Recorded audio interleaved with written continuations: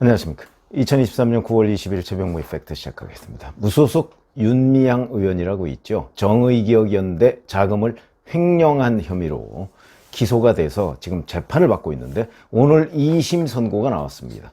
3심은 대법원인데 대법원은 법률심이기 때문에 법 적용이 잘 됐느냐 잘못됐느냐 뭐 이런 거를 따지는 거고, 사실은 사실관계를 다투는 거는 2심이 마지막이다. 그러니까 이제 남은 거는 이 부분을 대법원에서 확정하느냐 아니면 파기환송하느냐 정도만 남은 거다, 이렇게 보시면 되겠습니다. 자, 윤미향 의원이 받고 있는 혐의 이렇습니다. 2015년부터 19년까지 관할관청에 등록이 없이 단체 계좌로 41억 원의 기부금품을 모집한 것. 그 다음에 이 중에서 김복동 할머니의 장례비 등 1억 7천만 원의 기부금품을 개인 계좌, 자기 개인 계좌로 모집한 것. 이거는 범죄죠. 그 다음에 2011년부터 2020년에 모집한 자금 1억 35만 원을 사적으로 사용한 혐의. 이게 이제 업무상 횡령이 되는 거고, 문화체육관광부와 서울시 보조금 3억 원을 부정하게 받은 혐의.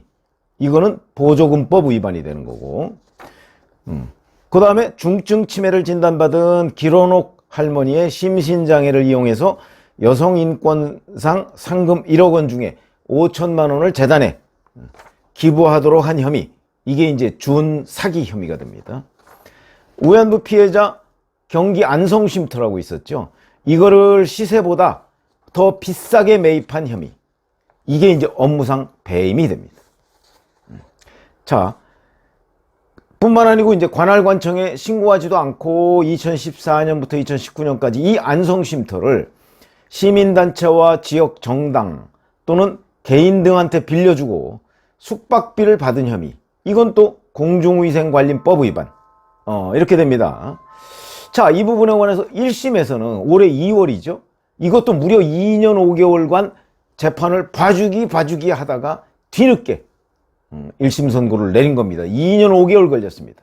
1심까지. 이때 대부분의 혐의에 대해서 증명이 부족하다 이러면서 무죄를 선고했고요.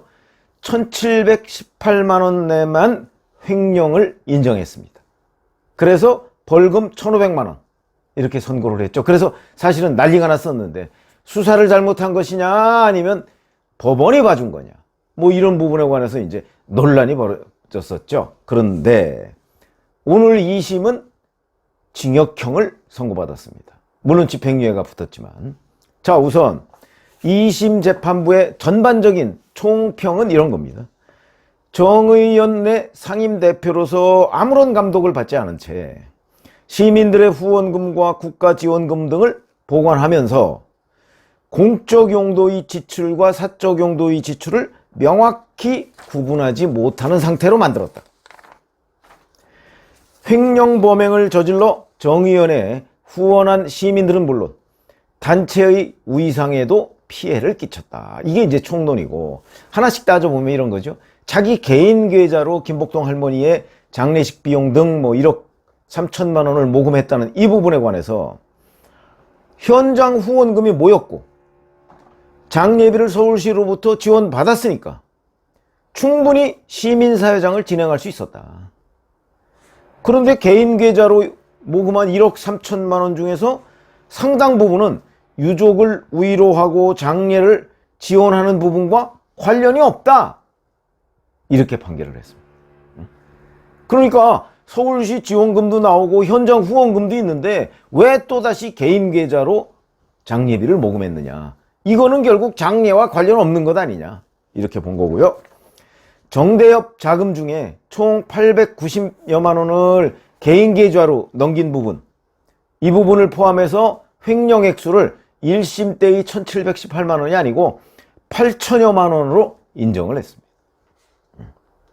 그러나 이제 안성쉼터와 관련한 배임, 그 다음에 치매 진단을 받은 길원옥 할머니와 관련한 준사기, 그 다음에 안성쉼터를 개인에게 빌려준 혐의, 뭐 이런 것들은 1심에서와 마찬가지로 무죄를 이제 선고했는데, 자, 이게 뭐가 문제냐면 이 윤미향 의원에 대한 수사, 사실은 거의 뭐 안 하려고 했던 것 아닌가요? 우리가 그때 상황을 기억하지 않습니까? 거의 안 하려고 하다가 떠밀려서 했는데도 이런 결과가 나온 겁니다. 기소된 게 2020년 9월입니다. 그리고 1심 선고가 나온 게 2023년 2월, 올해 2월이고 2년 5개월 만에 1심 선고가 나왔는데 그것도 대부분 무죄. 문재인 정부 검찰에서 수사를 했는데도 이렇게 되고 지금 2심에서 거의 똑같은 걸 가지고 징역 1년 6개월에 집행유예 3년이라는 결과가 나왔습니다.